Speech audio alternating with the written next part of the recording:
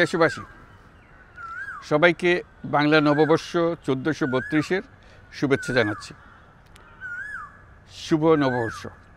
পহেলা বৈশাখ আমাদের প্রাণের উৎসব, বাঙালির সার্বজনীন উৎসব। পুরো পৃথিবীতে যেখানে যেখানে বাঙালিরা আছেন, আজ আমাদের সবার আনন্দের দিন, বর্ষবরণের দিন। বাংলা সাল গণনা শুরু হয়েছিল কৃষিকাজের সুবিধার জন্য, ফসলি সন হিসেবে। এখনও এদেশের কৃষকরা বাংলা তারিখের হিসেবেই বীজ বোনেন, ফসল তোলেন। বাংলা নববর্ষের এক অবিচ্ছেদ্য অংশ হালখাতা। এখনকার আধুনিক সময়েও এখনও এই হালখাতার ঐতিহ্যকে ধরে রেখেছেন বাংলাদেশের হাটে বাজারে, শহরে বন্দরে।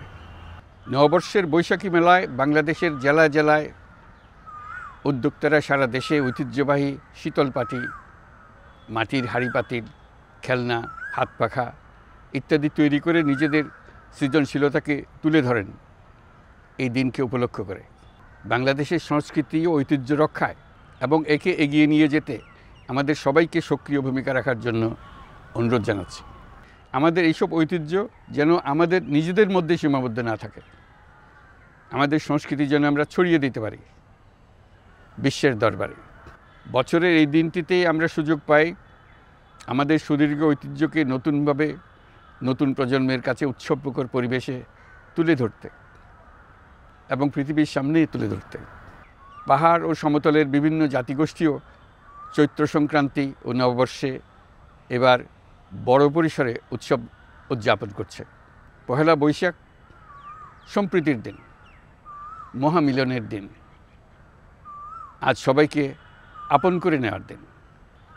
এবারের নববর্ষ নতুন বাংলাদেশের প্রথম নববর্ষ। আসুন আমরা বিগত বছরগুলোর গ্লানি, দুঃখ বেদনা, অসুন্দর ও অশুভকে ভুলে গিয়ে নতুন প্রত্যয়ে, নতুন উদ্যমে সামনের দিকে এগিয়ে চলি।